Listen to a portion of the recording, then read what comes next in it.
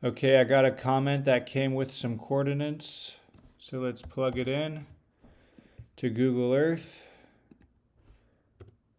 and see what we find. So we're in China. Let's zoom out first.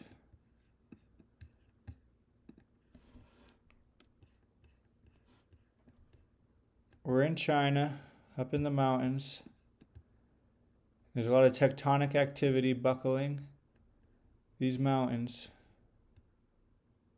And when we zoom into our location, we find a river that has a very overly sharp curve to it. And it almost continues enough to break through to make this an oxbow lake. It's a type of feature of a very highly curving river stream. This happens all over the Mississippi floodplain and many floodplains where it shows a lot of curve to it. Now, what's most interesting about this is this right here. It's almost like we see two sets of the river. What this is a feature called a river, terrace, and step sequence. So a terrace is a flat piece of land, like this. The step is the cliff, and then this isn't quite a terrace on top, but we go down this cliff step and we find the terrace below. Now, where is the river today? Is the river in here? Okay, we see a bridge right here, so this is the river here.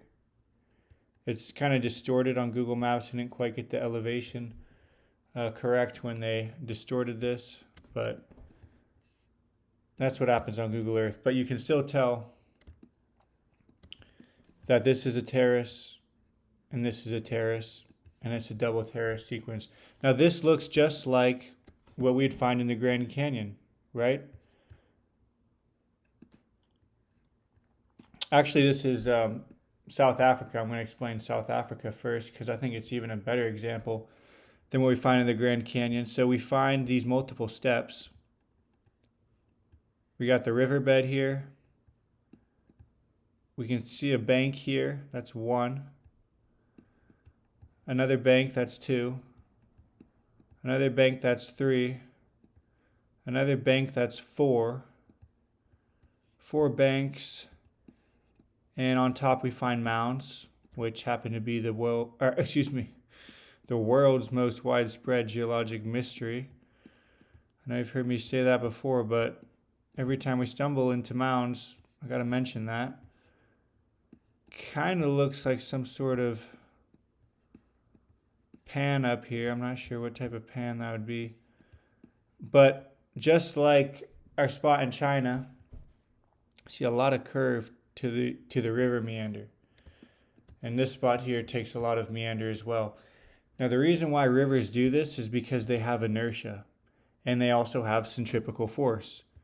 And that centripetal force grows, and this is an indication of a powerful and highly a current with a lot of inertia. And that inertia swings, right? So water can undulate and it can swing with its centripetal force. Let's check out this area here. Instead of counting the cliffs, let's count the terrace. The terraces: 1 terrace, 2 terrace, 3 terrace, 4. Very cool. This is a sweet area, and you can find mounds and terraces all over this area. So let me just zoom out so you can find it on your own. It's this area here. Okay. South Africa. Now we're in Arizona. It's Colorado River. Let me double check that's a Colorado. There she is, Colorado. Okay. Now here's the question. Is this a riverbank? Is this a riverbank? Is this a riverbank? And then, is this a riverbank here? This nice straight line? And then up here we find another cliff. Is that a riverbank again? Well, this massive feature here explains that and supports that theory because it is an expansion bar. I've had a few videos on expansion bars, short videos, but this is a feature of expanding water. Excuse me. And then you've got the cliff edge here, a much smaller one, but from cliff to cliff, this was much wider. So this is a cliff edge here, riverbank edge, and then another riverbank edge here. So we can find multiple steps. So we got this cliff, and this cliff. And so this was basically a big river. You can find even this terrace comes along here, or this cliff comes along here. So when we look at this part of the Grand Canyon, we see this as a massive river channel that came through this way. And kind of it didn't really preserve the banks and terraces so well over here. But nonetheless, from this information, we know that we can have exact data on the width and the water height. So there's a theory for how the Grand Canyon formed, which is that there was a basin or a lake here in a basin. It filled up to the point where this green spot's a ridge, right? It's in higher elevation. This ridge had to get intersected, had to get cut through. So the idea is that this lake basin filled up and then spilled over. Well, first of all, when you look at the erosion, when you understand what a river terrace and bank step sequence is, this was carved out. All of these sedimentary strata is all horizontal. Okay? It's not deformed in this area from tectonic forces. So all of this had to be removed, and the erosion is showing that of a riverbank. Okay? So, yeah, that's my 2 cents on that area. Okay, now we're up closer to Moab, the San Juan Valley, or river here. And it's also got our little U-shaped cut. When we go back to our spot here, see how it's basically the same thing? Terrace, terrace, almost a terrace. Okay, terrace, terrace, terrace, terrace. Okay, so you can count them. So if you want to know exact information on river widths and water level heights, all you have to understand is the cliff and terrace step sequence. Now you'd see something like this and you say, are those river terraces or is that just differential erosion? The answer is both, because we know the water level was all the way up here, or else it wouldn't be perfectly flat with no erosional marks on it. Right? Think about how many millions of years ago this was deposited, right? I mean, tens of millions of years, all of this strata. Nothing is being lithified anymore. So all of this strata is tens of millions of years old. And it's been raining, it's been uplifted, it's been above, this was all deposited underwater. And it's been above water for millions of years. And where's the ravine? There's not even a single ravine from the water. You go over here, you find some. But you shouldn't be able to find large areas of perfectly flat, uneroded, soft sandstone if it's been above water for millions of years. The reason it's flat is not just because of differential erosion that did play a part, being able to break apart the layers and based upon their layering, but the real reason why it's flat is because this was once a river bottom. Okay, that's what rivers do. They make terraces. So you can count the terraces. 1, let's go from top down. 1, 2, right? Nice steps. 3, right? Only a glacier makes a U-shaped valley. That's what we've all been told. Is that what happened here in Utah? I'm pretty sure that a glacier did not make this shape in this winding river valley. Pretty sure that didn't happen. But anyways, we're counting the terraces. 1, 2, 3, 4. Okay. This here, the reason why this is the shape the way it is because that's the last spot left. Right? That's what mesas are. Mesas are the last things left. All right, let's go. Now we're in San Clemente Island, one of the Channel Islands off California. Just like what we've seen all over the world with all these terraces on the coastline, we also see the same close but yet very distinct cliff and terrace step sequence. Okay.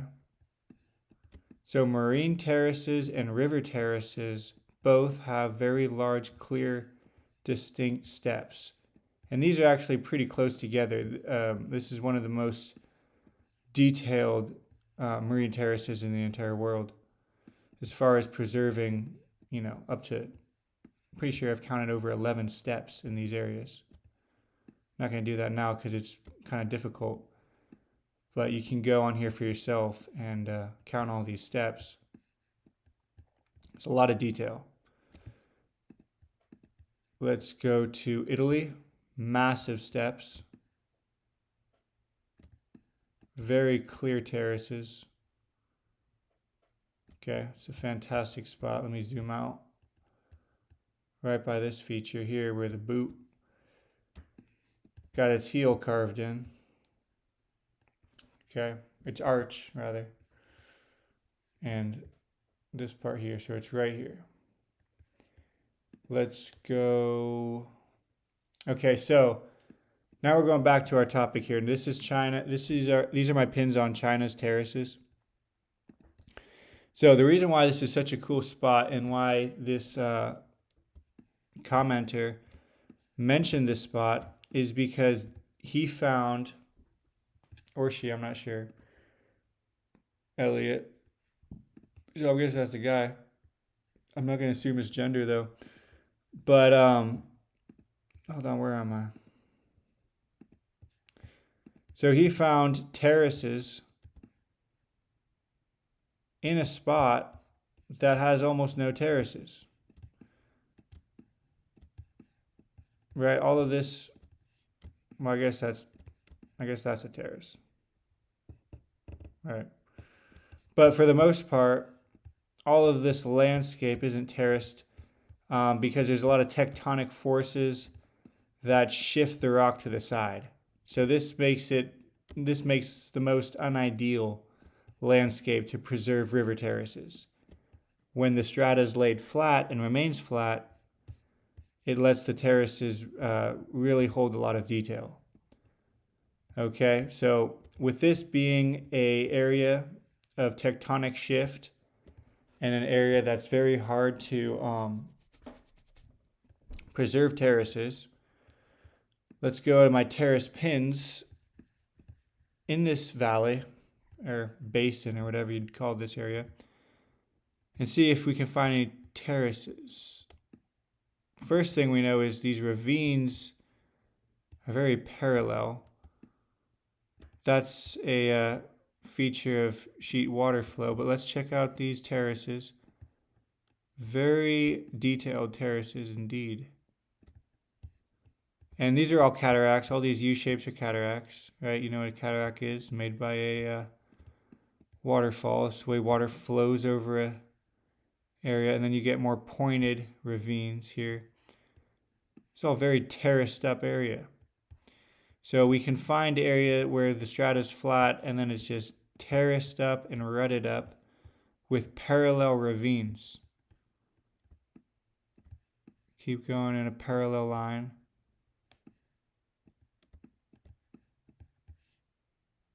That's because the water was moving somewhere all the way across. It wasn't draining in a normal pattern um, where it's radial or distributary, right? These are one of the more common ones, or maybe something like this is really common, a dendritic, but instead it's parallel, right?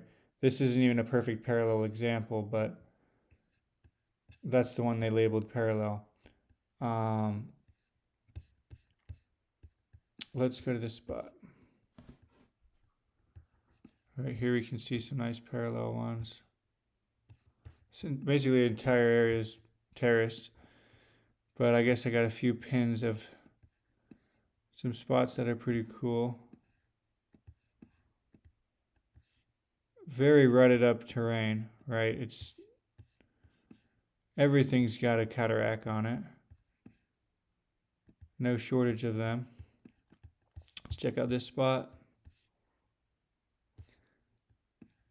I've seen better terraces. Now we're kind of getting into, higher elevation area. And let's zoom in and see all these terraces. All right, this spot's really detailed. And these don't look like man-made terraces. These look natural. So this is an incredible spot. But so when you've got all these natural terraces, it helps to build rice paddies, and these rice paddies obviously are man-made terraces, but to some degree, these terraces are natural, right? So the bigger terraces here, these bigger steps are natural, and then these smaller steps are man-made, but to what degree are they man-made? That's an interesting question. So it helps out a lot that this landscape was flattened out and terraced like that. But you really want to see some China River terraces, you got to check out this valley. This is where the Yellow River goes through. Right, it's interesting that the valley's so wide here and then it kind of goes off and doesn't really increase. Usually rivers increase as they go downstream, but not this one. Let's just take a look at the Yellow River.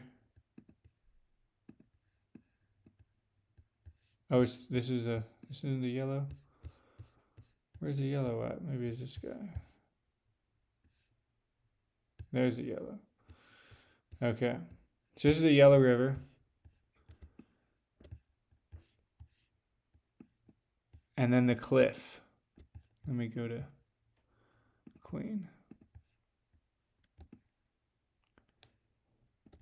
Really nice terrace. How do you get land so flat? It's a pretty sweet spot. And so this is indicating a very wide river valley here. We can measure 4 miles. That's nothing. Because here we can see 1, 2 terrace steps where this one curves around just like rivers love to curve, and the terraces like to diverge in radial changes. This is perfect example of a nice expanding and curving 20-mile or 19.5-mile river channel.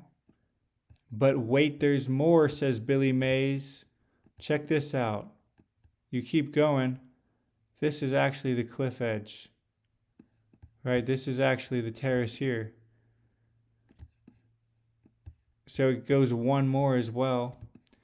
And you can see that because of this scour, water was funneled through here and actually dug out a trough, or more like a river channel that's undercut so much that now it's a lake. So now we're talking about a 53-mile wide river. And we can mark every one of its major recessions. Over here we can see it's quite substantial. And as we keep going, it's, ooh, nice parallel rivers or ravines. We go into here. Right, it's a nice area. Nice and flat. And then again, we get this would be a natural terrace, but all of these terraced rice paddies, to what degree are they man-made terraces, and to what degree are they natural? It's an interesting question. So these are nice terraces. Just thought should run it by you guys. So yeah, but I can't forget about this one. It's just too good. Just look at this terraced plain, right? You can clearly see the river width where the terrace is here, and it's severely been eroded with river channels. But man, you really get a nice terrace right here, and it's just so flat. So that's pretty sweet. And then you can see how it kind of comes in here. Let's just keep zooming in.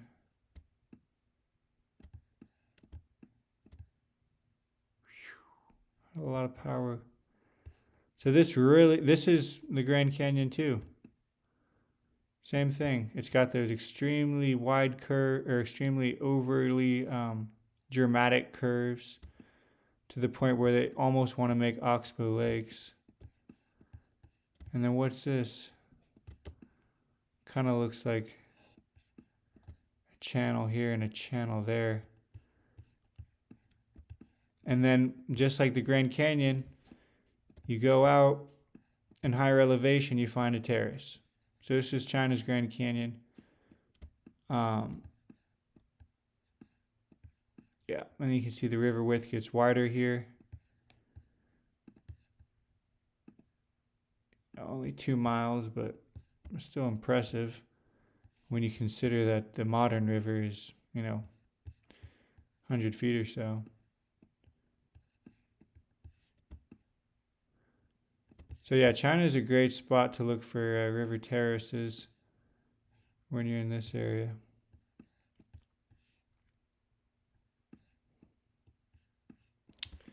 More parallel ravines.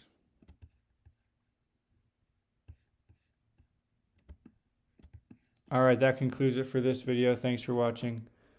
Please like and subscribe and share and leave a comment on a video you want me to send me a location pin, or right, so here's a little river terrace, or leave a region of the world in the comments and I'll check it out and break it down and show you examples of it from around the world so that you can better understand it. Thank you very much. I appreciate your support and have a great day.